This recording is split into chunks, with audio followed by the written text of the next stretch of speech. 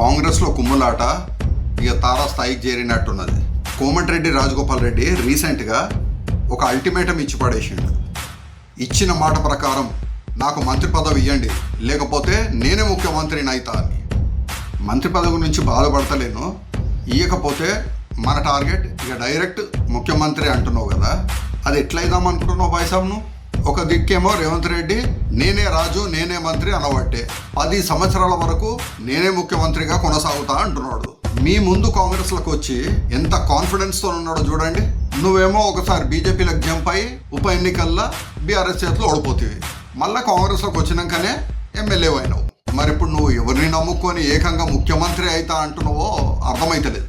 చాలా అమాయకులు బాయ్సాబ్, నువ్వైనా మీ కాంగ్రెస్ సీనియర్ నాయకులైనా ఇప్పటికైనా కళ్ళు తెరవండి. అందరూ సీనియర్ కాంగ్రెస్ లీడర్స్, ఎమ్మెల్యేలు, ఎంపీలు అందరు కలిసి మూకుమ్మడిగా ఢిల్లీకి పోండి, మీ హైకమాండ్ ముందు మొరబెట్టుకోండి. రేవంత్ రెడ్డి ఇంకా సీఎంగా కొనసాగితే మేమందరం రాజీనామా చేస్తామని చెప్పండి.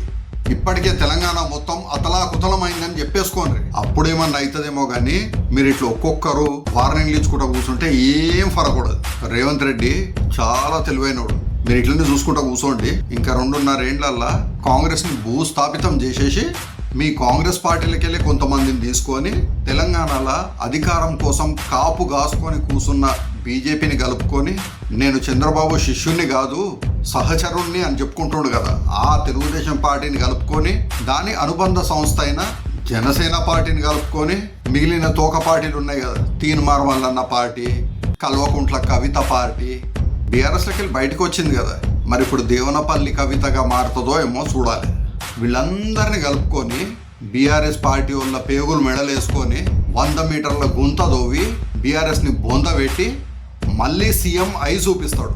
ఇక మీ కాంగ్రెస్ సీనియర్ నాయకులంతా శేష జీవితం చెక్కభజన చేసుకుంటూ కూర్చోవాలి.